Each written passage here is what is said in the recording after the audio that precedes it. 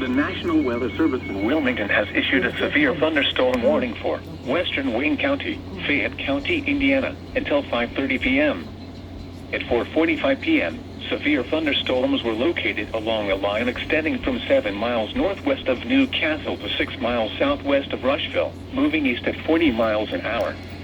Hazard, 60 miles an hour wind gusts and penny-size hail. Source, radar indicated. Impact, expects damage to trees and power lines.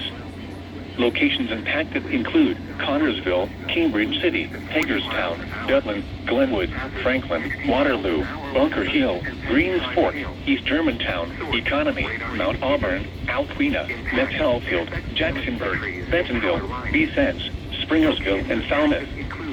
This includes I-70 in Indiana between mile markers 134 and 143. Bunker Hill, Greens Fork, East Germantown, Economy, Mount Auburn, Alquina, Metcalfield, Jacksonburg, Bentonville, Vicence, Springersville, and Falmouth.